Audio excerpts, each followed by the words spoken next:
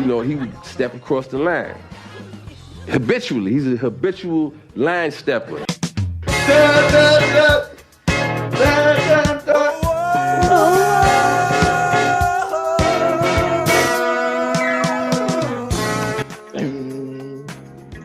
Yo. Yeah.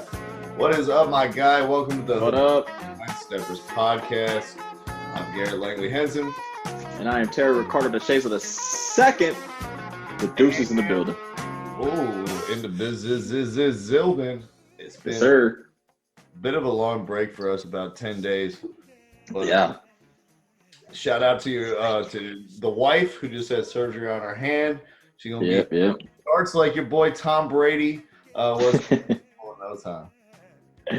Yeah, maybe. I don't know. But, we're doing all right over here. She got a lobster hand. It's all good. Let's put some lobster hands, Terry. That was the Chiefs receivers. Oh, God. The one where where he dove into the Matrix throw, where he was sideways. He got that dude off like he was shooting off two gats, and it hit the dude in the front. Hell yeah. I was all like, right, so let's start off. What was your Super Bowl situation looking like? Who'd you have at the house? What'd you eat? How'd it go down at the crib? I was at my buddy Sebastian's house. Yeah. I brought over some honey chipotle chicken tacos. I didn't eat any of them because I was like way too fucked up the entire time. Somebody insisted that I take a bite of the egg roll that they had made from scratch.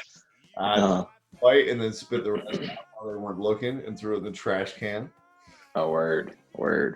There was a 5-year-old child Oh, party while I yelled obscenities and made racial slurs.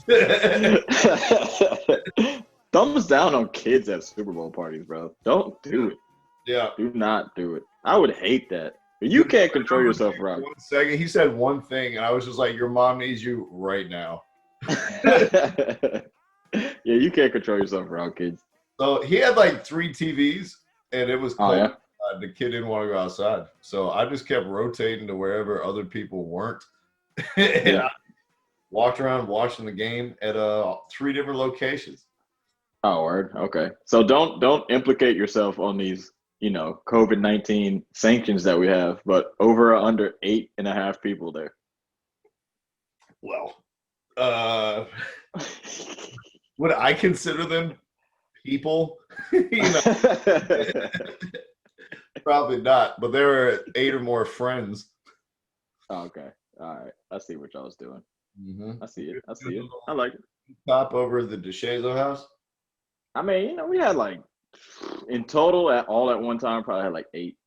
I tried to get a couple other more people to get there, but everybody's like, no, we can't do it. It's squeamish and blah, blah, blah. You know what it is. You know how it is. I'm just like, hey, I get it. Huh? Thanks for the invite, fuckface. You live in Charlotte. I knew you weren't going to come all the way down here. The disrespect. I invited you to join this podcast. I can't get invited to the Super Bowl. You didn't invite me to your Super Bowl thing. Whatever. How did we get here right now? What'd you do, Terry? You clicked the invite link. That's true. But Now, hey, I mean, we can link. All right, let's get to the actual game though. And 2 people are linking up for their 4th joint together, were Gronk and Brady, after unretired to get back on the Bucks. Had to come back and Green Knight was boy. Yeah, man, had to lift some weights again after his ass got skinny drinking Keystone Light all day. Yeah. Are you surprised? Paid off. Your boy caught 2 touchdowns in the first quarter, and they rolled. Yeah, are you surprised that Gronk played every single game this year? He didn't miss a single game the whole year, bro. I think being skinnier helped him a lot. Probably. You know what I mean? When he lost 30 pounds, it's that's a lot less stress you're put. Whatever he did this offseason is whatever Zion needs to do the next one. Definitely, bro. He definitely needs to change. So anyways, your boy Brady, well, actually our friend fucking Trayvon, that's our boy. 7 rings, bro. Yep.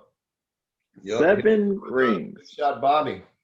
First of all, what do you think about the total beat down that the Bucks gave the Chiefs? Well, I think it was telling that the Chiefs are missing both of their tackles. I think you could. I mean, yeah. If somebody Yeah. told you that and you were watching the game, you'd be like, "Yeah, Yeah. see We that." should have known. We should have known. Mahomes, they said, ran for 500 yards before he threw passes, just trying to get away from the defensive line. Wow, they tracked it. That's a lot. Yeah. Good You Lord. know that you're in trouble when they start tracking your quarterback like he's a punt returner with distance covered stats and shit. Yeah. Oof. Instead That's bad. of, yards per attempt, they're talking about him running the length of 5 football fields so a man with 8 fingers doesn't chase him down and rape him. JPP. Yeah, bro, the defense was at an all, the Bucks defense all time. That was one of the greatest defensive performances you're gonna see in a new era football game, bro. 9 points versus Patrick Mahomes in them. Wait a minute. Whoa. You're talking about the Bucks now like they're the 85 Bears or the Bruh, they held the Chiefs to 9 points. We're gonna sit here and not say that's not a feat. That's not something special. It was Are good. you serious? But it's one game. I wouldn't call them a great defense. They're one against a team that is injured as fuck, and they're their biggest strength, the pass rush, matched right up with all the people who are out hurt with the other team.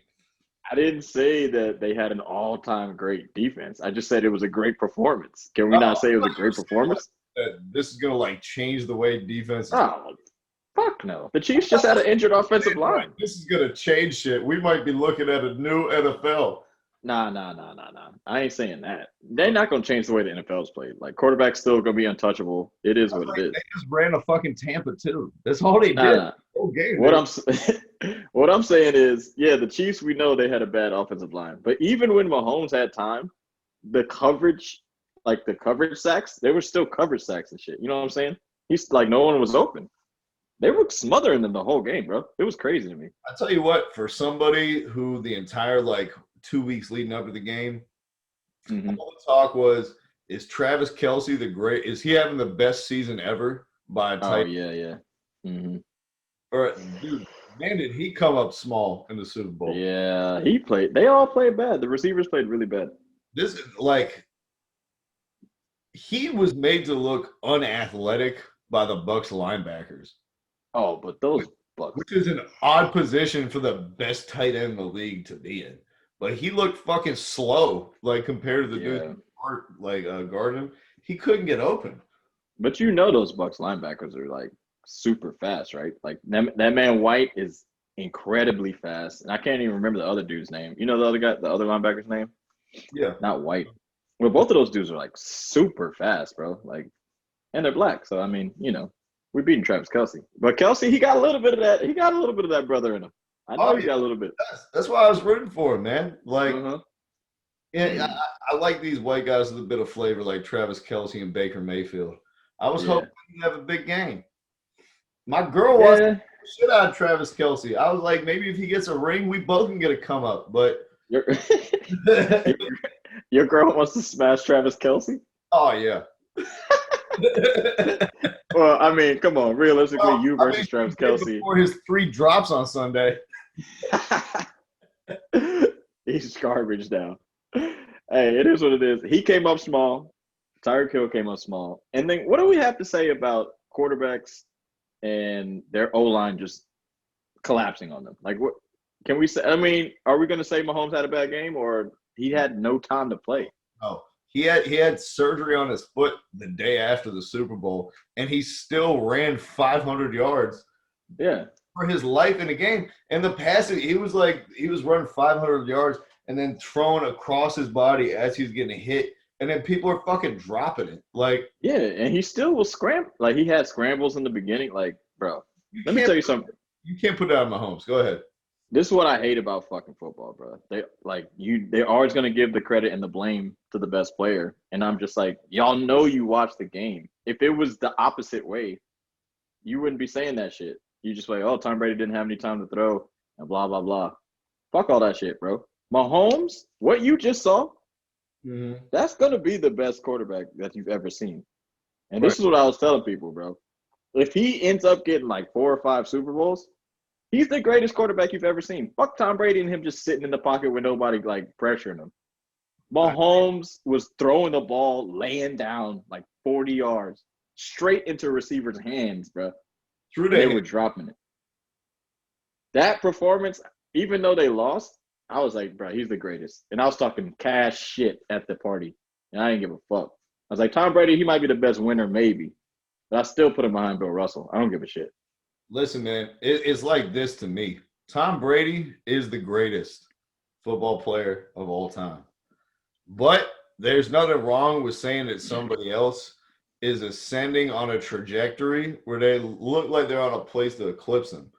Like, many people argue that, looking at body of work or whatever, like Jay-Z is a greater rapper than Kendrick Lamar. But I heard Kendrick Lamar's first fucking album, and I was like, this dude is going to be one of the greatest of all time. That's a good comparison. That's how I feel about Patrick Mahomes. And if he can add, like, the thing about Kendrick is, like, he's got, like, the storytelling of, like, Master Ace or Nas and the technical precision of, like, an Eminem. And he has all these different skill sets that he puts together. Yeah. Mahomes is kind of the same way with, like, the legs, the improvisation, the arm strength, and now he's reading defenses. And the last infinity stone to put in there is getting, like, your boy Tom Brady. I like how he reacted in a post-game press conference where he took all the responsibility on himself, and he was like, I didn't get it done, and all this other stuff, and I have to use this as motivation. Compare that to Cam Newton when he lost to Tom Brady. Yeah.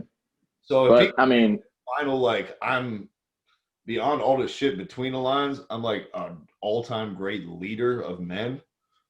He's definitely going to be up there. Nah, but I mean, the thing about Brady is, of course, he's really, really lucky he got this Tampa Bay chip because for a long time, and it's so crazy to me that he won 6 chips with the Patriots, but somehow you still give the credit to, like, not all the credit, but people are still giving some of the credit to Bill Belichick. And, like, he deserves some of it. I feel like now that Brady won 1 Super Bowl with Tampa Bay, everyone's like, oh, it was all a fluke. Bill Belichick just rode Brady. No. That's what I'm saying. But, like, when he was playing with New England, and even when he was done, it's like, bro, he has 6 rings. You think he wasn't a part of that shit at all? People are still, like, I cannot believe that some people were just like, nah, he's not the greatest. Like, we still, Joe Montana, he never lost one. I'm like, are y'all crazy? He went to 9 Super Bowls before this. We got to give out a shout out to some of our idols, Skip and Shannon, who had the debate, before the season, who would win more games, the Bucks or the Patriots? Like, this is how people actually thought about that shit. But people are going to use this, like, against Belichick. It's been the Brady Belichick thing all year. But as soon as you saw that Cam Newton couldn't throw it 20 yards, you're like, I mean, what the fuck is he supposed to do? What is Bill Belichick going to do if Cam can't throw it 30 yards? He looked like his shoulder was like Drew Brees right after he got that rotator cuff shit. Bill Belichick got to start digging into crates, pulling out some books from 1945 with the wishbone offense on there and shit. Oh, yeah. They were doing dumb shit. You know what? I'm flipping it. Belichick's the greatest coach ever. The Patriots went 7-9, and Cam Newton couldn't throw a lick. 7-9, bro. Your quarterback couldn't throw it past 25 yards, bro. And name 2 receivers on their team. Name you. Yeah. Josh Gordon. Like, they got to get one of these white guys from a practice squad somewhere. I think they still had Julian Edelman, though. White guy. I think they still had Julian Edelman, but I ain't gonna fake. Bruh. Yeah, fuck all this Brady noise. Of course, you give Brady a clean pocket. Great. He doesn't have the greatest arm, but the mind and the mentality of that man, he's a monster, bro. You gotta. I give him all the credit in the world. You gotta put a hat on him constantly.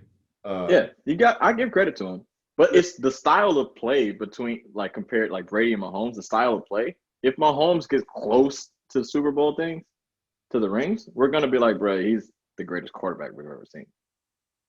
It's not even close, bro. The way that he plays is like just way more. It's way more exciting. Like if Vic won four Super Bowls, we'd be like, Brady. Did you see Michael Vick? He ran for 300 and passed for 300. What the fuck are you talking about, Brady? Oh yeah. You know what I'm saying? I feel you. Mahomes is like Trey Young with a football. You know what I'm saying? Yeah. He's a winner, but he does shit that you're just like, oh my god, so creative. Yeah, I mean, The Chiefs, I feel, were at a disadvantage because they kind of got to play sandlot football and fuck around all year and just kind of like rely on, broken plays and gadget plays and athleticism, shit like that, and be like, well, if worse comes down to worse, I can always just like scramble out and then double back and then hit somebody who had to be covered for 8 seconds who runs a 40. And the Bucks are like, we're playing disciplined, old school football. Like they knew everything. Tom Brady was texting everybody each night, "We're gonna win." Yeah. Mass threat to 53 people. Like, hey man, give it up. I give Tom Brady respect, but I'm not gonna sit here and act like it changed how I felt about him.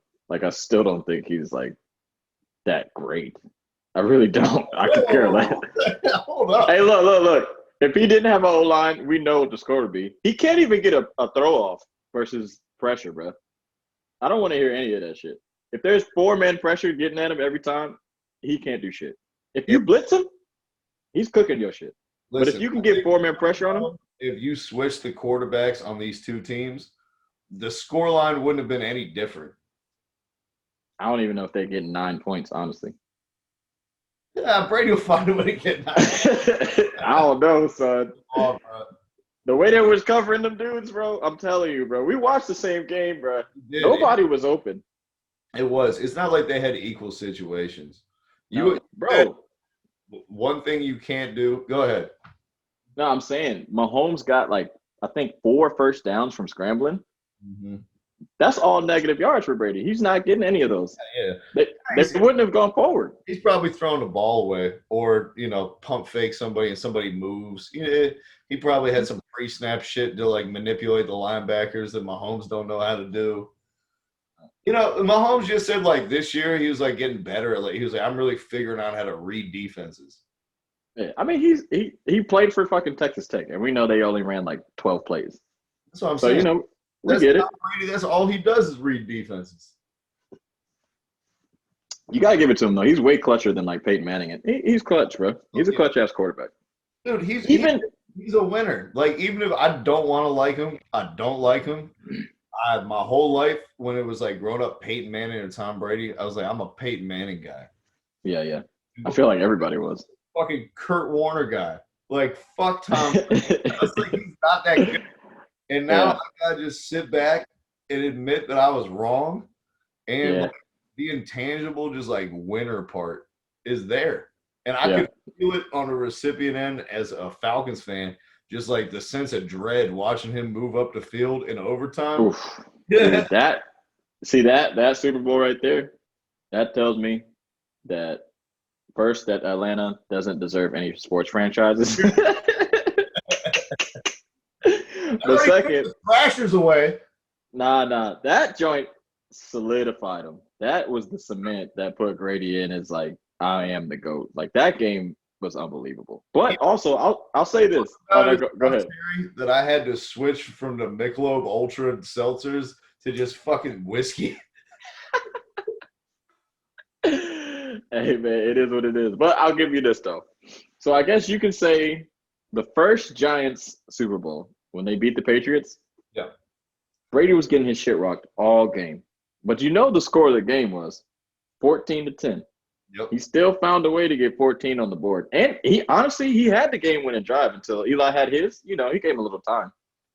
That motherfucker's clutch. He was getting his shit rocked that whole game, and they still scored him on the last possession, bro. On Brady's last possession. Even if Brady was in the back of the bus for the first 3, he was driving the bus for the last 4. Yeah. So that's what I have to say about him. Yeah. Now, one thing you said about Tom Brady is that what you can't do is just give him a clean pocket and time to throw the ball. Yeah. But another thing that you probably shouldn't do is give him Odell Beckham Jr. next season. But Schefter and numerous people at ESPN, there's reportedly mutual interest between Odell Beckham and Tom Brady about playing together. With Antonio Brown, coming off the books, and Mike already stating that he's willing to restructure his contract, to keep a high level of talent. Yeah. What do you think about the prospects of Odell Beckham Jr. Joining Tom Brady in Tampa Bay? I mean, it sounds good on paper, but I don't see it happening. Like, his contract, bro, it's too much money, man. Like, you don't think it would work if he got there, or you just don't think it's going to happen? Oh, no. Hypothetically, hell yeah. Like, Odell Beckham is the best slot receiver that Tom Brady could ever have in his life. He's better than Antonio Brown. Like, all Edelman and Wes Welker, like, you got Evans on the right, you got Godwin on the left. You put Odell at the slot. You think he can't be like the Scotty Miller? Are you kidding me? Shit, he'll extend Tom Brady till he's 56. Oh shit! If you throw a dink and dunk, but Odell has the ability to make two dudes miss and then run 25 yards, you know what I'm saying? Like, that's not even touchdown. Yeah. There's no comparison. Like, he's gonna be the best target that he ever had. Besides, I mean, Randy Moss. Don't disrespect Randy, but you better not let this shit fucking happen.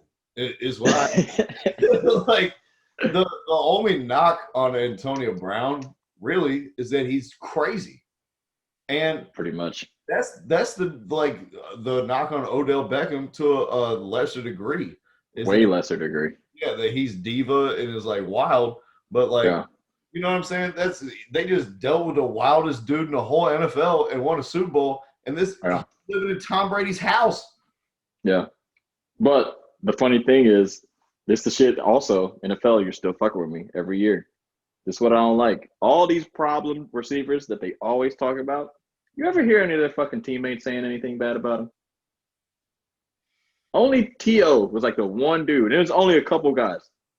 Everybody else, Magneto. Yeah. Everybody else, their teammates, they're just like, nah, like, he's a good guy. They don't ever say they're a bad person. It's always this stigma, man. Odell Beckham Jr. is just a hard-working ass motherfucker. He doesn't say shit. All he wants to do is fucking win, bro. Wait a minute. I take your premise, like your point on that just because the media like paints a picture about somebody doesn't necessarily slander. But at the same time, it's not like all the other Carolina Panthers were coming out saying, I don't feel comfortable playing with Greg Hardy on Sunday. You know what I mean? Hey, I thought you were going to take it a different way. I thought you were going to talk about Cam Newton winning a romper. Oh, God. It was like, they definitely didn't feel comfortable about that either. I mean, hey, that shit, yeah, of course. The 49ers, homie. I got you. No, that's a good counter to that. But I'm just saying, like, no, that's a good counter to that. But I'm just saying, like, if they were that bad, even when the dudes retire, they don't say anything about him. No. They don't ever say anything about the teammates. They're like, bro, he's a hardworking dude on the field. Who cares what he does? But it's because of that whole, like, fraternity shit, like the NFL fraternity. You know what I mean? Yeah. You gotta really hate people in the NFL for them to talk about, like, rivalries afterwards. It's not like the NBA where fucking everyone still hates Isaiah and shit. It's not even the NBA, though. It's like almost every other sport. As soon as the shit is done, they're like, I don't fuck with my teammate. Yeah. He's trash. Like, if the players retire, they talk trash about him. The next season, they'll talk trash about him. The NFL dudes, they don't do that. Like, the media will slander these guys. And they're the ones who vote for the Hall of Fame votes. But the players are like, yo, he deserves it. Like, he worked hard. You know what? Give him his flowers. You bring up a good point, which I didn't have on our earlier rundown. But I want to ask you, with another class of Hall of Fame inductees being enshrined before the Super Bowl, what do you think about Terrell Owens' conspicuous absence in the Hall of Fame? Is he still not in the Hall of Fame? No. I swear I thought he was in it. He made his own Hall of Fame jacket. He had his own ceremony for himself at his house. I mean, therein lies like the deeper problem with the NFL. Like, their shit it's a good representation of like one, like college frat boy behavior. Two, I think like really low key like Proud Boy fucking culture. You know what I'm saying? Yep, there's definitely some embedded racism in the fact that T.O. is not in the Hall of Fame. Yeah. Think about the media's coverage of T.O. versus Gronk. Gronk constantly doing shit to distract the team. You know what I mean? Yeah. He's always shotgunning beers, doing something on a boat with a bitch with her fucking tits out. You never saw a video of T.O. smoking a blunt, having a drink, dancing with a female, doing any of that shit. All he wanted to do was do sit-ups, catch passes, and be appreciated.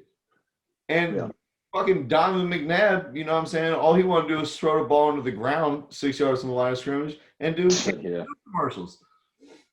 And so I just still gonna keep him out of the Hall of Fame for like, you know, the whole Skip Bayless shit, the team obliterator that he's like cancer. It's like fuck Donovan McNabb. At least T.O. was good. Yeah. I just don't like, of course, we know there's a bunch of dudes in the Hall of Fame that are pieces of shit. Charles Haley. Yeah. But I don't see in the guidelines of the NFL Hall of Fame rule book where it says I can't get inducted because I didn't really like the media and the media didn't like me. If the guy is like the third or fourth most like receiving yards, second touchdowns, I'm just saying like he's in the top 5 for a bunch of things. How is he not in the Hall of Fame? Just because you guys don't like him? This is so stupid. I'll tell you exactly why. Because he's uppity. And the fucking owners and shit don't like that. And I get it. The visual, you know what I mean? If T.O. was the same fucking dude, but he was Travis Kelce instead of Terrell Owens, it was Travis Owens. Yeah. Everyone would just be talking about how cool he is. Yeah, right. Hey, look, you speak like to Babe it. Ruth. Babe Ruth, they're like he called his shot and then he did it. You know what I mean? If Babe Ruth was black, they'd be like, oh, the arrogance. Oh, my God. He's disgracing the game, putting himself before all his teammates. What about tradition? What about respect?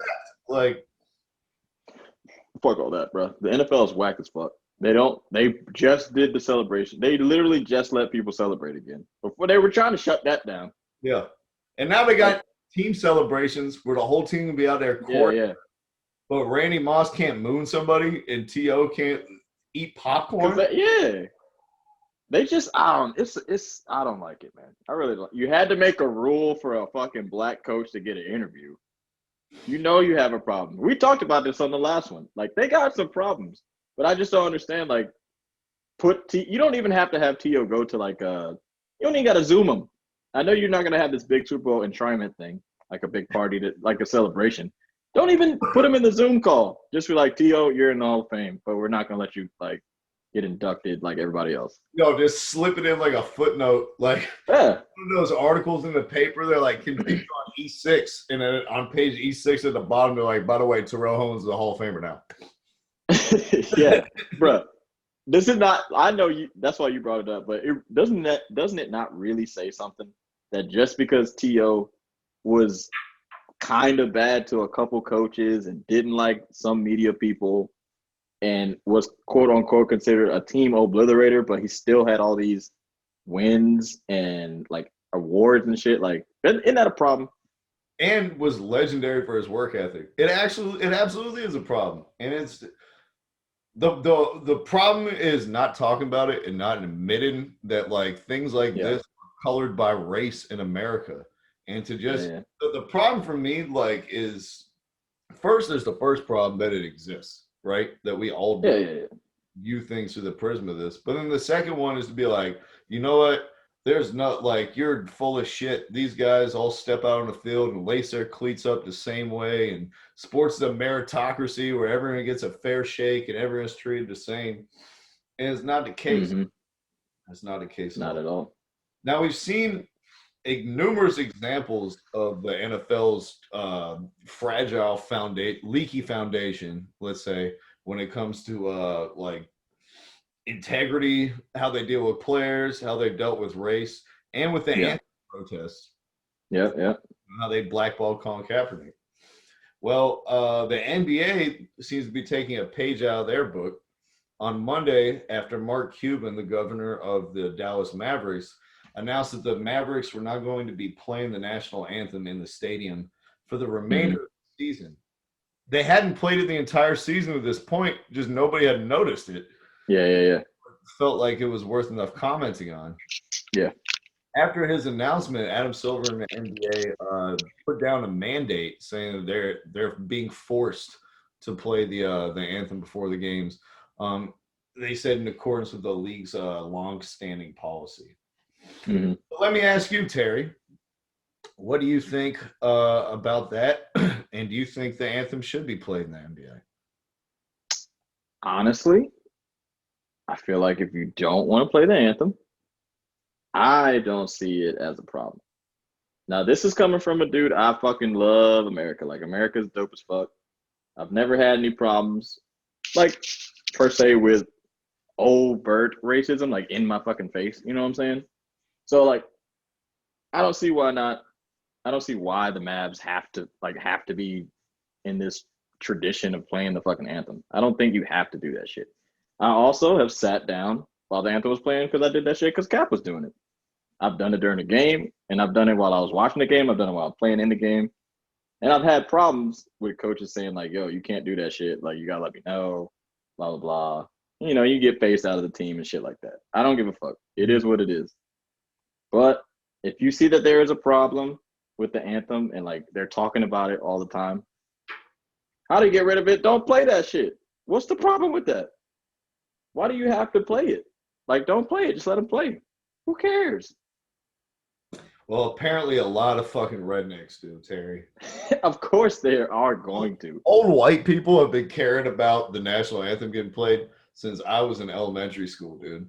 I've been a habitual line stepper my whole life. You know what I mean? When I was in elementary school, they used to make us pledge allegiance to the flag every day before we started school. I remember that. Then they shut that down. Yeah, no, I wouldn't do it.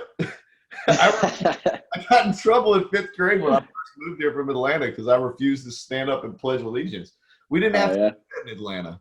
That was something they just had here. And I was like, what? No, you can't make me do that. Yeah. That's a surprise. The South is so about that. Yeah, no, they didn't make us do that in Atlanta, but they did when I got to North Carolina. So yeah, even before I even understood the intricacies of this problem, I've been trying not to say this just because I'm like, you can't just make me just stand up and do something compulsory. Like if I want to put a flag up, I can put one up and then I can say the Pledge of Allegiance 700 times all day. I just love America that much. That's the great thing about it. But the other great thing about it is you can't force me to do it at my job. Yeah. But there would be a No, go ahead. You don't have to. It doesn't make any sense. I'm saying, what other jobs like do they when you clock in like? They make you listen to the national anthem. Like, literally nowhere else. Right. Literally nowhere else. Just it's very silly. NFL, all those games. That's why I get it. His response. He was like, well, if you don't like it, then, you know what I'm saying, maybe you should write your boss so they can start playing the national anthem every day when you go into work. Hey, you're Hey, that's funny as shit. But go ahead. Nah, your butt came out first, homie. Yeah, my butt did come out. Like upside down twins. Go ahead. Nah, I mean, so here's the thing. There's two sentiments of how I think about it. When they made the national anthem, the shit was not for black people. The shit definitely, they didn't write that shit about black people. There's never been no equal opportunity America. It's only been for. If I could interject here. Go ahead. It was about black people. There's in my article I've referenced this, but there's an omitted third that's not played during the third verse. That is about. Yeah, we'll never play that one. That's talking about how even the slave can't be saved from like the fires of like whatever and all this shit. Yeah. Francis Scott Key was an avid slave owner and by all accounts a huge piece of shit. Yeah, but how many people do you think actually know about the third verse? Nobody. You know why? Because they don't man. play it at NBA games. If you're gonna do it, commit to the bit and make everyone sing about sending slaves to the grave in front of the black person right next to them. Don't hide behind third verse. Cute verses. Hit it hard. Hit that shit hard. Honestly, did you have the whole national anthem like pulled up on your shit on the article? Yeah. Well, not the whole thing. I had just the third verse where he was talking about the hirelings and slaves unable to be saved from the grave and all types of shit. Yeah. I mean, people should look at that shit. But I'm just saying, when the fuck has it ever been equal? We still have problems now in fucking 2021. Like, why are you forcing people to stand up for some shit that you know? It's a tradition, I get it. But some traditions are meant to be broken. And people have definitely said that a lot of times. That did not include all the voices of all the people who we want to include today. You know? Yeah. Intentionally omitted were like, you know, at least slaves were mentioned. Latinos didn't even get a fucking shout out in the national anthem. Hell nah. So like there are all different types of people that are not reflected in the national anthem. And don't want to sing a song like glorifying the ideals of a slaveholder. Yeah. Hey, look, I ain't trying to cancel the anthem or whatever. I'm not gonna sit here and lie like in certain times. Yeah. I ain't gonna. Yeah. I'm not gonna say it's. Say it one more time. You didn't come up clear. Give it to him. Cancel the fucking anthem. Stop singing. Stop it. Stop. We don't have to do the same things forever. Right? Exactly. I hear you. The capital of of America used to be in Philadelphia. Right? Then the old White House used to be gray. Then they painted it white. We don't have the same song that we first played at a baseball game 103 years ago and be acting like these values and sentiments don't reflect us as Americans. It's time to change it.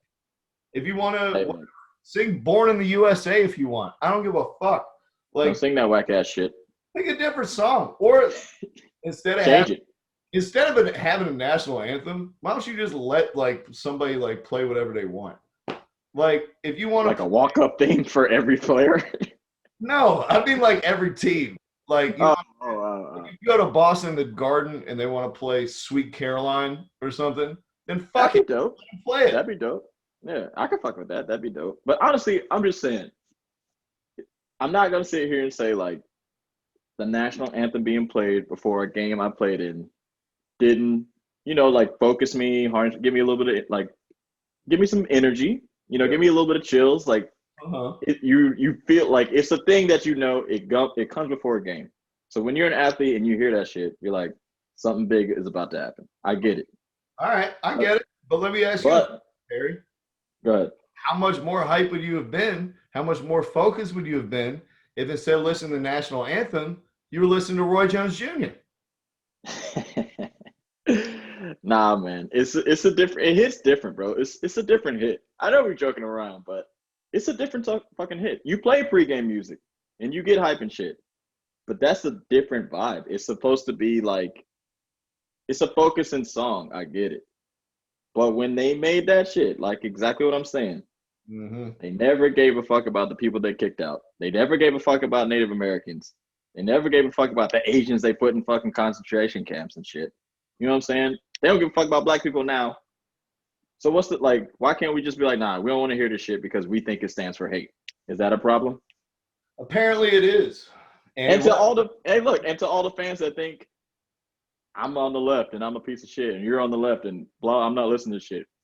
Fuck out of here, man. We're just talking about how we feel. Like, I'm not going to hate y'all just because you like it and I don't. It is what it is. People who say like the veterans fought so like you could stand there and pledge allegiance to the national anthem. They fought so we had the choice to do it or not. So we could sit and have this disrespectful ass conversation about the national anthem and then fucking publish it and send it to 1 million people on the internet. That's what they fought for. If we try to do this in North Korea right now, there'd be a fucking SEAL team kicking in my bathroom door. Yeah, exactly. And you know what's funny? Even if we got rid of the national anthem in every sporting event, I bet it would just go away. Y'all don't give that much of a fuck about it. You wouldn't even care if the game just started. You wouldn't even give a fuck. You would just root for your fucking team like you know you would. And don't even say I'm lying. Shut the fuck up. You know you would. If we just started the game like, all right, let's go. Let's get the Celtics. You wouldn't care. You'd be like, I'm not watching the game. They didn't play the national anthem. Shut the fuck up. Maybe if we do away with the national anthem first, then eventually baseball will fade away as well. Hey, man, that's on you. I like baseball. Yeah. That's on you. You know what I like more, Terry? The good old NBA. And I'm not talking about no blacks allowed NBA back in the 60s. I'm talking about right now, and these guys are dunking, Terry. The good old days. They're flying high. And you know who else are flying high? The Utah Jazz. Yes, sir. They've won 14 out of their last 15. Mm-hmm. Mike Conley is back to playing like the Mike Conley from the Grizzlies. The one that we know and love, man. Mm-hmm. And everything is starting to click for them. So why don't you tell me your thoughts on the Jazz for the season? All right, so the Jazz is honestly a huge surprise. This is a huge surprise. It's one of the biggest surprises I've seen. I would say probably of this season. I predicted the Jazz to come in 8th place in the West. Now, do I see them falling down? Yes. I am not believing in the Jazz, and I do not give a fuck if they continue to do this. I'm still not going to be like, oh, the Jazz are definitely a contender. You guys are a pretender, and you're not going to convince me otherwise. Rudy Gobert does not arouse me. Oh, wait a minute. Stop the presses. So, best record in the NBA, top 10 offense and defense. 20-5, yep. Yep, all that. And you say pretender. Pretender, bro. You believe in Donovan Mitchell? He's the best player on the team. I do. I do believe in Donovan Mitchell. I tell you, you have to. I tell you, he's been playing the best this year, though, and that's Mike Conley. George Clarkson. No, Mike Conley. His like all his advanced numbers are stupid. He's like top 5 in the league in like all the advanced numbers, like real box minus or real plus minus. Fuck, goddamn. The real box score, the real plus minus, the on-off numbers. Jesus Christ. Get it together, Daffy Duck. The win shares per 36. His per 36, Terry. Per 36 is insane. But also taking care of the ball. His assist to turnover ratio is like 4.6 or something. Like, yeah. And this is what we were saying. The Jazz will be great if he played like he was supposed to be playing back in Memphis. We were saying this. Now, are we going to sit here and say, yeah, they were going to be a number 1 seed? No. But they definitely would have been better than, when they had Rubio and shit. This is what we expected from them last year, like you're alluding to. Yeah. But then they didn't show up. But last year, I thought they were going to be a top 3 seed. And, they weren't. They are this. I'll say this. For all my bluster about how I thought they were a top 3 seed and they went on this win streak and how I think Mike Conley is playing unbelievable, I think they're pretenders too. Exactly. I think they're pretenders too. And this is why. The teams that they're going to have to go against, the identity and foundation of their success has been running people on defense, has been running people off the 3-point line and allowing Gobert to mop up everything at the rim, right? Yeah. Post-ups against Rudy Gobert almost never happen because of his length and everything. And so the whole foundation is you sit there at the basket and deter everything as we funnel it to you. The 2 teams that are most likely they're going to have to go through if they want to get to the finals are going to be the Nuggets and the Lakers. And the Lakers. Yep, exactly. I was thinking the same shit. Have 5s that can post Gobert up and punish him at the basket and can shoot threes. Well, if Jokic or AD is running a pick and pop and Gobert likes to just chill in the paint and protect the rim, you're going to get fucking torched off all the threes. Yeah, and that's why I don't believe in your style or whatever. The only way that you had all this tremendous success is not going to work against the 2 top people in the West. So as far as I'm concerned, this is very 2015, 2016 Atlanta Hawksy to me. Yeah, a little bit. Let's compare them to an actual team that makes sense. Okay. They remind me of the old school Utah Jazz. You know what their number one offensive play is? Pick and roll, The baby. the Rudy Gobert and Donovan Mitchell pick and roll. And you can do that shit versus a new team every night. I get it. You're cooking them. But if you continue to play the same team over and over and over in the playoffs, you got to do something different. That pick and roll is not going to be anything that someone is scared of. Rudy Gobert is not a dynastic basketball player. Donovan Mitchell is going to score 50. But we know if you toss it to Rudy, cool. If he gets it outside the free throw line on that pick and roll and catches it, what's he going to do? Not shit. We're not scared of that shit, man. Hey, look, cute 20. Hey, you're right. Utah, it's so cute. A cute 25-game little streak you guys have going. 20-5. Yay! Nobody cares, bro. We're just waiting for you to drop, honestly. We really don't care about y'all. And this is the other thing, too, about Utah. This is reason number 2 why I consider them to be a pretender. And I'm sorry, Jazz fans, that, you guys are having a magical season. Come out here and just shit all over you. They're too efficient. Right. Nobody talks about the Jazz, and nobody should. And I'm sorry. But y'all aren't going anywhere with your primary perimeter defender on wings is Royce O'Neal. That's your wing stopper, is Royce O'Neal, who is second on the Jazz right now on the whole team in minutes. His PER is a 9.4. Yeah, and that was the main reason. He's not guarding Kawhi. He's not guarding LeBron. Even if you want to say Devin Booker, he's not guarding Devin. Yeah. Who else on there? Maybe Donovan Mitchell and Devin Booker would be a good mashup, but yeah. Well, Joe Ingles was supposed to be like a guy that plays D, but it seems like he can only play D on Paul George, and that's it. Yeah. Well, that's because he got into Pandemic P's head, and we all know. He beat him up before that. Yeah, he beat up PG when he was with OKC and shit. No, that's what I'm saying. He was like talking mad shit to him though too. He was like in his fucking head, and I was saying, Paul George gets in his own head like his whole game. You know what I mean? That's why he can't ever be the best player because you're too easily fucked with your temperament. You know what I mean? Yeah. But I mean, let's not get distracted. I would love to see like their record versus team like 500 teams plus 500 teams. I want to see their strength of schedule. I haven't really looked them up because I'm not really worried about the Jazz doing anything. Those are like the 2 things I want to see, just to see if they had an easier path than other teams, just to see how their record is. If they continue to play tougher teams as the schedule goes on, will they stay on top? Everybody predicts no. Now, if they stay at the top, then I'll watch them a little more just to see what's going on. But there's a few games you want to see. Like, you want to see them against the Lakers. I think they did beat the Lakers a couple weeks ago, or maybe the Lakers I can't remember. But you just I'm going to start watching them versus the top 5 teams just to see what's going on. Because it's interesting, but I'm not intrigued. Yeah. They another big boon to them this season that they didn't count on last season was getting Derrick Favors back. I think a lot of people underestimated the need for a legitimate backup center who's not going to really fucking kill you if Gobert gets That's huge.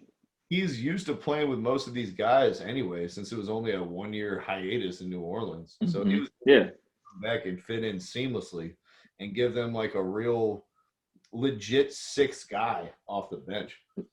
Yep. And Jordan Clarkson's been playing pretty well too. So they've had those 2 guys coming off the bench doing some good work for them this year. It's crazy. Anything but shoot. You know what I mean? Yeah. The thing is for their whole team, everyone is more efficient. So you can say what you want to say. I just think you guys are making shots. I don't think you can continually make the shots at the efficiency that you're making them. I think they're either second or third in efficiency, like for the whole year. They're usually in the bottom, like 15 or 16. So, let's see.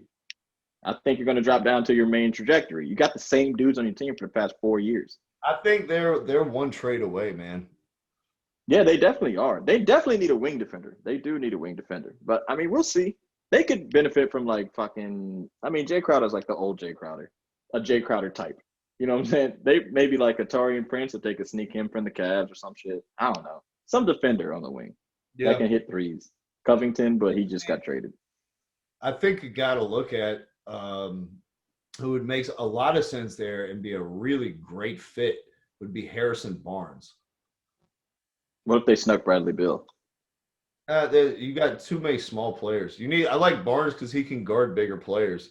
He doesn't Yeah, he can. post it up like as a 4. You know what I mean?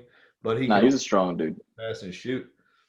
Yeah. You know what I mean? That to me, I think, is the ultimate answer. And the Kings are going nowhere quick. What the fuck are they going to do with Harrison Barnes for the next 2 years? They getting that play Bagley less minutes because Harrison Barnes is in front of him? They won't even play Bagley at the 5 anymore now. So you might as well clear out some minutes and find out what you actually have in Marvin Bagley before it's time to give him a fucking max extension for a guy who's played 60 games and averaged 17 points a game. Yeah, no, that's true. I mean, yeah, he's wasting a little bit, but it is what it is. But Marvin, hey, look, congratulations. All potatoes. But Sacramento, there's Marvin Bagley and there's Sacramento, and then there's Derrick Rose in New York City. The prodigal son has come home since his last return where he decided to leave and didn't tell anybody. But this time he decided to come back. So just like old Yeller, Derrick Rose returned once again. What do you think, Terry, as a Knicks fan?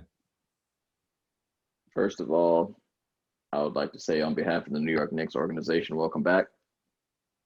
We missed you a lot. You scored about 20 points a game for us.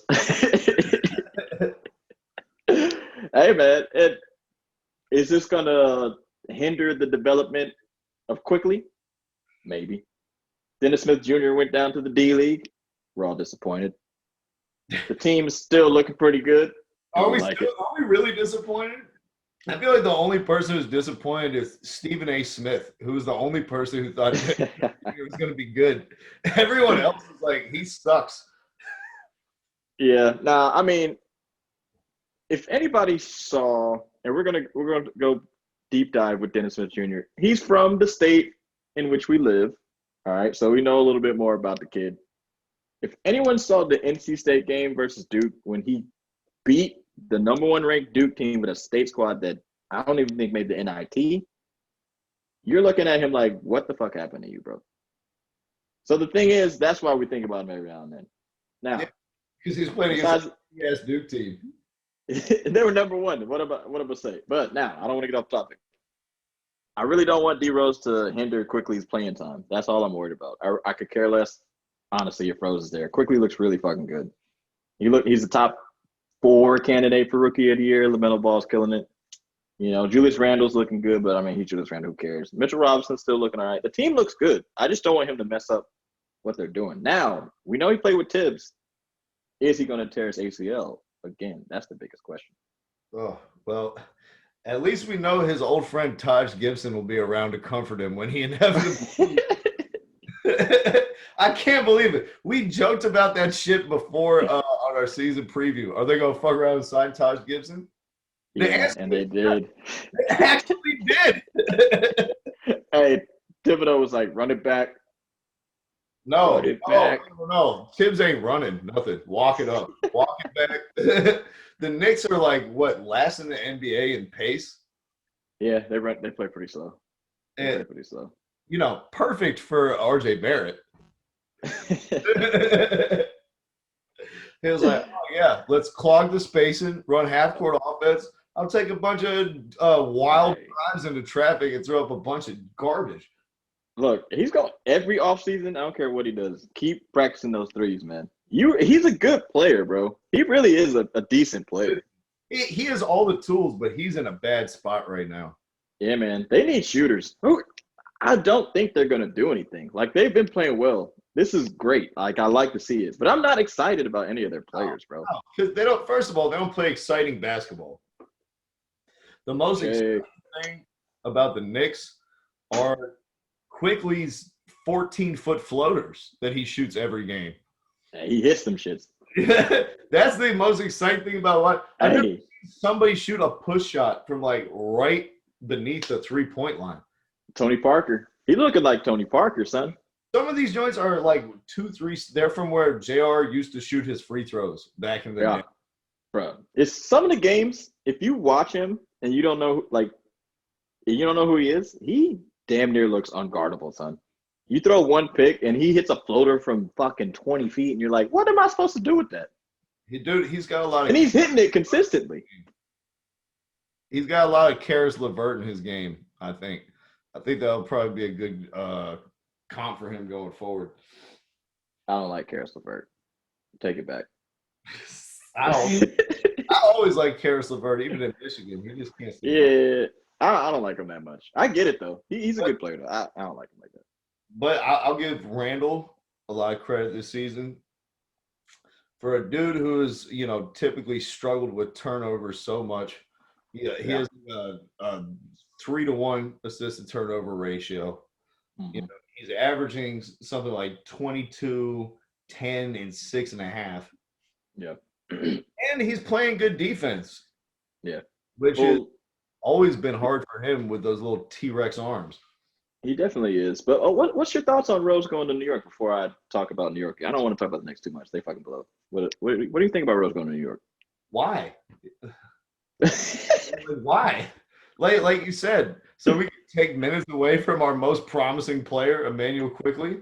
What's next? Are you going to bring in another center so they can put Mitchell Robinson on the bench? Bring DeAndre Jordan back. Yeah. Dude. If DeAndre Jordan comes to your team and you have a promising center, your center is just like, oh, dude, fucking trade me, bro. I can't play for this. This is the thing about Tibbs, man. Tibbs is a good coach. He's a good coach. He knows his shit. But he leans way too much on the veterans. And we all know the heavy minutes thing. And you look up and down a team like y'all should be trying to get the most minutes to your young players. Not Austin Rivers, not Derrick Rose. You know what I mean? It should be all the young guys. RJ, Kevin Knox, Quickly, Mitchell Robinson. You know what I mean? This is who top 4 minutes earners should be because y'all aren't going anywhere. Nah, they're not doing anything. They're not doing anything. What are you going to do? Throw a New York Knicks parade because you guys were the fucking 9th seed and made a play-in game? And congratulations. Nah. You guys they're not going to do shit. Orlando in the first round. Hooray. We got Derrick Rose. We can play Orlando. Oh, yeah, and Utah Jazz fans, we don't give a fuck about you. We're talking about the Knicks now right after you. Suck my dick. I don't give a fuck. Honestly, the funny part is the Jazz have won 14 out of their last 15. And to the average fan, they know more about the Knicks.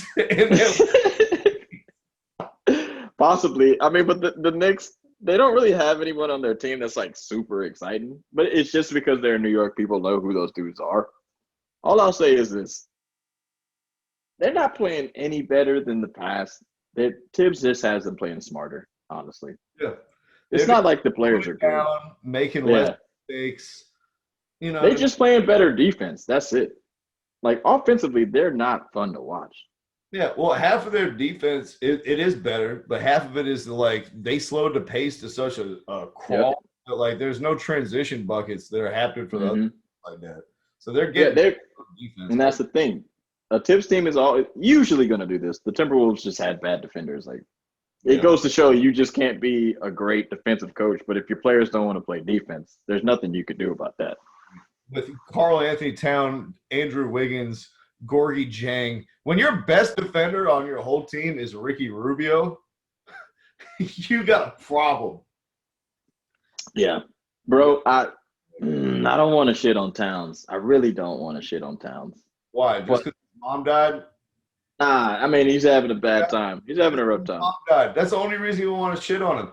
2-3 seasons ago, Terry, the GMs named him the if you could pick one player to start your franchise with, he got the majority vote.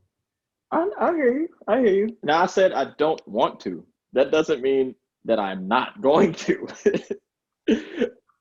That bro, if Jimmy Butler says he does not want to play with you, you saw what he did with a 5th seed with Miami. You got problems, Towns. Wiggins, you got some problems too. You still don't look good in Golden State. Both of y'all on the same team was a problem. He looks bad. And I don't want to hear anything about Towns ever again when basketball is concerned. Do something else. One side note about the Wiggins thing. With this D'Angelo Russell Wiggins deal, could this have ended out more disastrously for the Timberwolves? If shit like continues to go around at this pace, you got to give Golden State like the number 3 or 4 pick. Yeah. In addition to Wiggins. Yeah, it's crazy. It's crazy. But I'm not. I mean, Wiggins. He looks like Wiggins. They're like the worst. The Wolves have to be the most allergic to prosperity team ever, bro. They got to be the worst, right? The most team ever. It's gonna be a while until they start winning again. There's not even any hope. Like the D'Angelo Russell, Karl Anthony Towns pairing is such an awful fit that and they were like, these are gonna be the 2 guys that we build around. Yeah, no, that's done. You even know who plays power forward for them? No. Who's most to blame for this? Nobody does. It's one of the Hernan Gomez's. I don't even know which one he is. Oh, yeah, it is the Gomez dude. God, I watched him play, and I don't even remember. Is it Willie or Juancho? I don't fucking know, but either way. Guillermo. I think it's Guillermo or something like that. Okay, Wario. War Luigi. Hernan Gomez. Look, man, who is to blame for this? I don't even. No, I won't talk about it anymore. I don't want to talk about it anymore. Flip Saunders is to blame if you want to fucking blame. He's not even alive anymore. What is Sean Saunders? Yeah, there you go. And their fucking owner who thinks he's good enough at basketball to be playing one-on-one with the players and thinks he really knows how to make basketball decisions, so he doesn't need to listen to the GM and shit. Nah. Con! And they drafted Anthony Edwards. He does not fit with their team at all. Not one single second, bro. All he does is shoot. He could end up being good, but like we said, as soon as we heard that football shit, that I don't even like basketball like that. Yeah. Son, how many people are looking better than him? LaMelo Ball, oh God, Cole Anthony, Quickly, Isaiah Stewart, Precious. Yep. Like what's Halliburton. Halliburton, Devin Vassell. Yep. Spurs. My man, Edwards is. Oh, that's not even counting Peyton Pritchard. Yep. He's good too. I mean, I'm done with Minnesota. I'm done. I don't want to talk about Minnesota anymore. Let's talk about somebody good. Can we talk about LeBron and the MVP? Can we talk about good? You want to talk about LeBron hitting those 3 game winners in a row? 3 game winners? The 3 daggers in a row, basically. Yeah. 3 games. Is he MVP? No. Joel Embiid is MVP. Missed 5 games. He missed 5 games. And they still got the best record in the East. That's because they don't need him.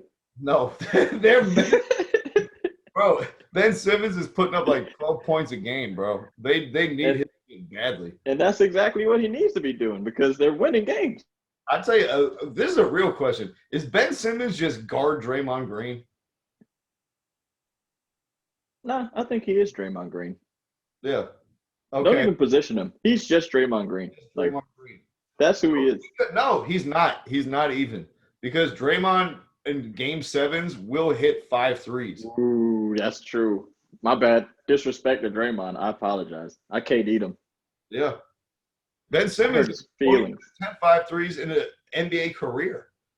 Hey, look, they're winning, and we got to give the credit to Glenn. Now, Glenn Rivers, we might call you that. No. If they go to the finals, I might call them PhD Rivers. But if they win the finals, I'll give you back your doc name. I'll call him Stethoscope Rivers if you get that's what we need to call him if they get another 3-1 overturn on him. Oh God, no, we should call him Nurse Rivers. Let's call him Nurse Rivers if it happens again. Can we call him Nurse Rivers, please? Nurse Rivers? Oh. Nurse Rivers, bro. Yes. Yes. It's official. You heard it here first. Now, honestly, I was going for the Sixers to win the East. That was my prediction and shit. Yeah. But I almost want them to lose now just so we can call this motherfucker Nurse Rivers. The River Nurse. Oh, my God. But no, so you think Embiid, huh? I do think Embiid. He's LeBron second? Wow, you're thinking about it? This is it. This is a disgrace. Nah. God, you hate LeBron James. Why? Why do you hate LeBron? No. Jokic second. Explain it to me. Why do you not like LeBron? Huh? No. Serious question. Why do you not like LeBron as much as I do? I'm not going to give him as much credit for being MVP when you have another top 5 player on your team. Is he playing like a top 5 player? Playing like a top 15 player. Look at but see, this is my thing with Embiid and Jokic. They have no Anthony Davis on those teams. Even if AD isn't playing up to his potential, he's still playing better than Tobias Harris.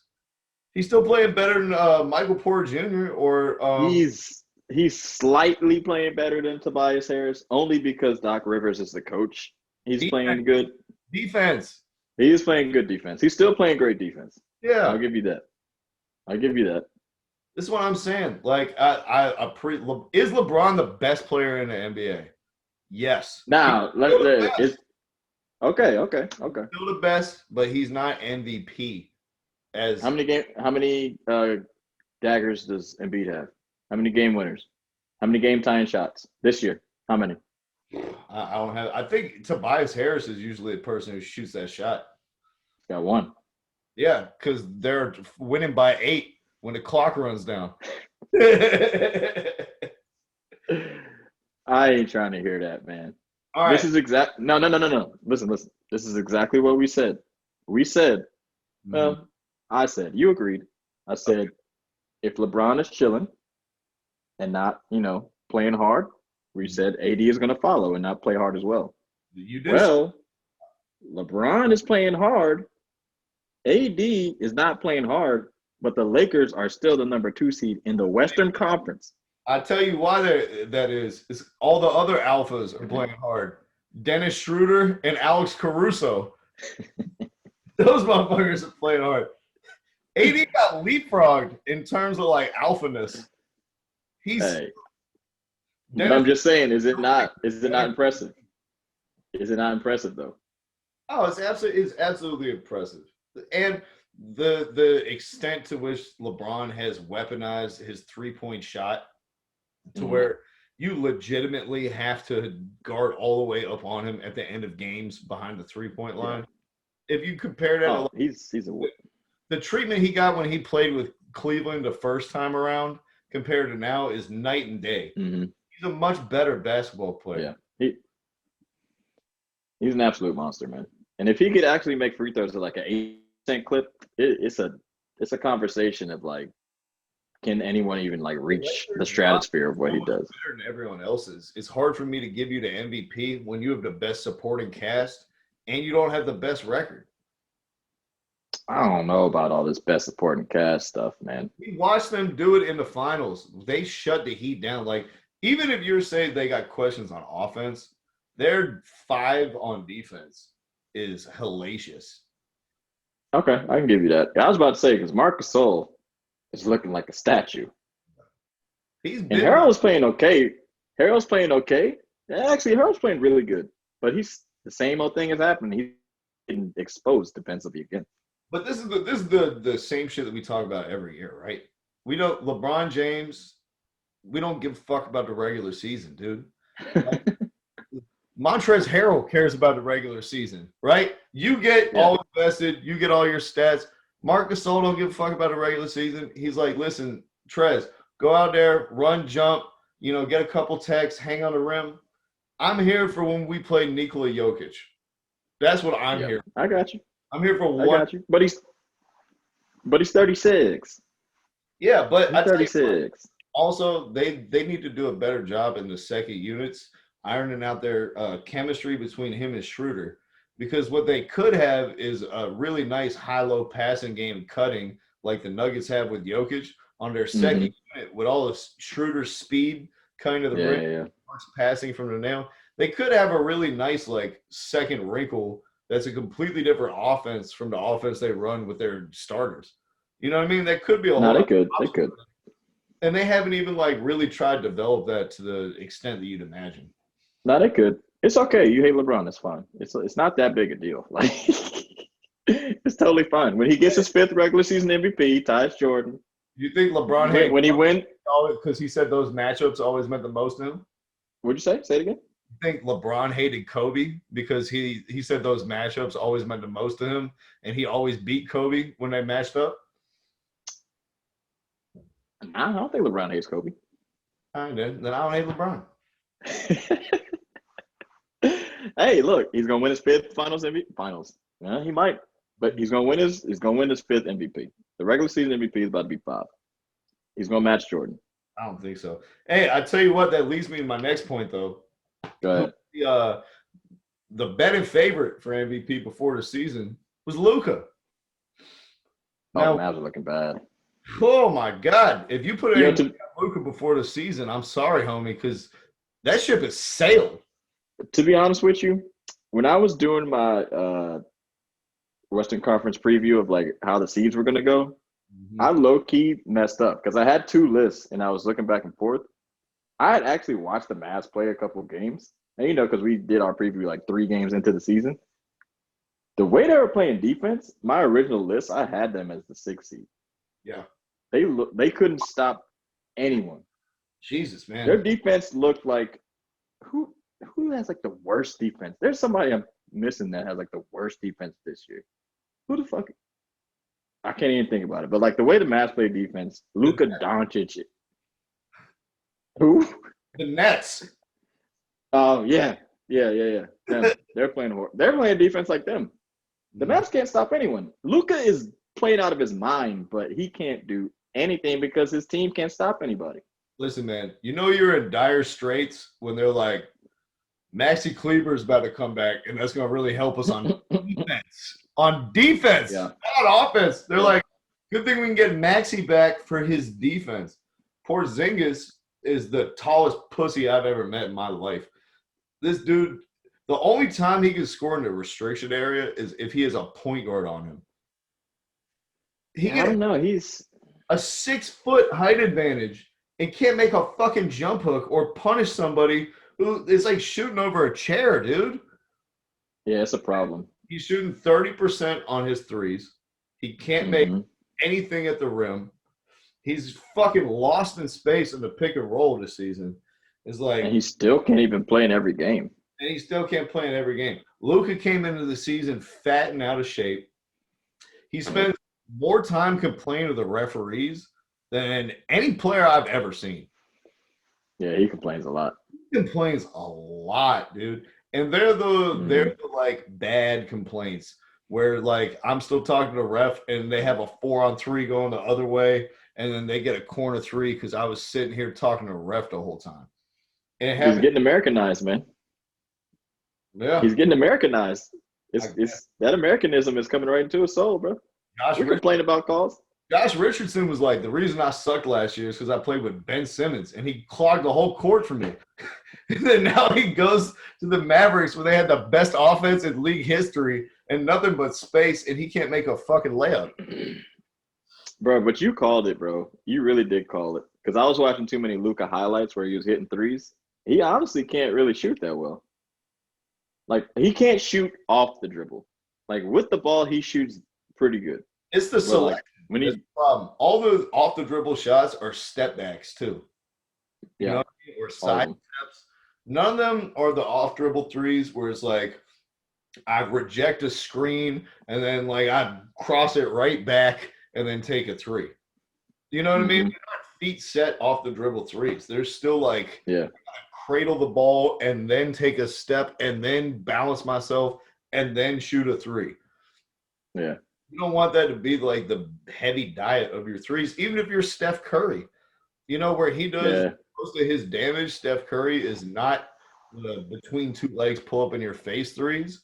It's the fucking give the ball up and then relocate to the corner after I run through the paint and you didn't stay with me. I get it right back for an open corner 3. Hey, you got questions about them making the playoffs? Because as we sit here right now, currently, they're the 13th seed in the Western Conference. I don't think they're going to make the playoffs. Yeah, it might be a problem, bro. It would take like Luka would have to win the MVP. Actually, they gotta Yeah, give probably. more minutes to Tyrell Terry, who's barely fucking played at all. Yeah. But overall, I'm not encouraged. And this is the other problem with the Mavericks, that for all of the talk of their spacing and passing creativity and playmaking, they lack athleticism. Yeah, they kind of do. Dwight Powell But is recovering from a Achilles surgery. Willie Mhm. Cauley-Stein is 7'4", but somehow misses more alley-oop attempts and layups than any person I've ever seen. What happened to his athleticism? Bro, Chuck Hayes was 6'3" and finished around a hoop better than Willie Cauley-Stein. What happened to his athleticism, bro? He used to jump out the gym. I tell you what, his athleticism is 52-inch vert that changed the direction shit. His athleticism is legendary. And when I say legendary, I mean a myth. Yeah. Because You know what? you heard of it, but whoever really saw it with their own eyes, it saw him do some super athletic shit. He really reminds me of our friend Mike Osei, bro. And a lot of people are not going to know this. In soccer, Mike Osei could jump super high. But if you give him a basketball and you tell him to dunk it, and mind you, he's 6'1" and probably has like a 40-inch vert. He doesn't know how to dunk the basketball. That's what he reminds me of. Like when Cauley-Stein gets the ball, it's just like, I can't jump with the ball. But without it, I can jump really high. Head on the rim. But as soon as Yeah. he's the Kwame, he's jumping Kwame. That's what he is. Kwame couldn't catch the ball and run. He couldn't catch the ball and jump. Oh, man. It is what it is, man. Well, I think that's enough Mavericks talk. You want to check in on your pick for number 2 in the West, the Blazers? Give me a little update on them on the road to Well, I think they're at – where are they at? Number 6? They have 5. They have 5. They have 5? Okay. They're on a 1-game win streak. They still look okay. They look better than last year. I'll tell you. They look way better than last year. Like, anytime that you can remove Hassan Whiteside from your rotation, now you want to talk about cancers.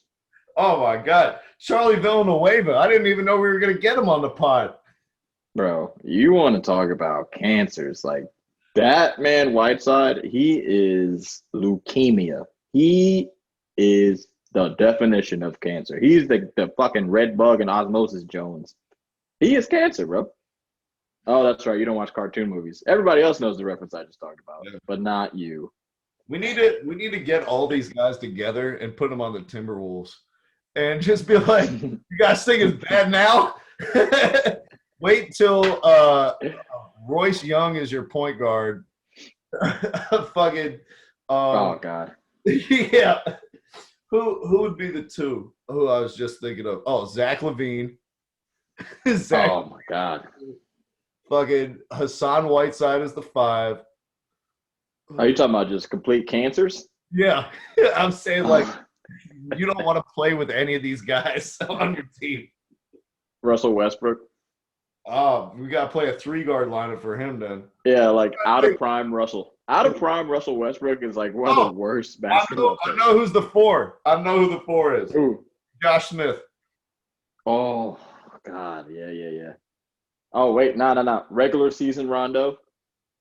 Right. So, yeah. Dude, that's going to be a hard one. Who's going to start between regular season Rondo, Zach LaVine, and Russell Westbrook? I don't know, man, but they're all horrible. Darko Milicic. Oh, my God. Oh, man. Empty Ooh, couch. Bonzi Wells. Shout out Bonzi Wells. Shout out Josh. And shout out Bonzi Wells and like New York Knicks Rasheed Wallace. Oh, man. I love that Rasheed Wallace. Good old fat, high as shit Rasheed Wallace. Still good for like a over-the-head pass or like a reverse or a dream shake or something. He was. I loved watching him in Celtics and Knicks. Yes, sir, man. Hey, it is what it is, brother. My phone's at 13%. All right. Well, when we Drowning. come back on our next pod, guys, we are going to do our selections for the All-Stars for the East and West, letting you know who we're going to have starting and who made the cut. Mm-hmm. Check out our website at www.thehlspod.com. I just wrote an article yesterday about the national anthem, Mark Cuban, and the whether we should eschew the whole tradition. So conversation about that. Make sure to check out the article and comment. As always, you can find us on YouTube at the Habitual line-steppers. Line-steppers. Also follow us on Instagram. Follow us on Instagram. HLS Pod. HLS Pod. We got a Twitter now called I think don't even, if you pause in between it, don't even give it out. Put that shit back in construction. I remember our Twitter.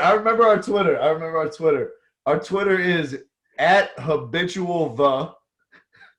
Oh no. Yeah, no. Don't even. Twitter's under construction. We'll come back. And keep refreshing your Pinterest because we're coming on that.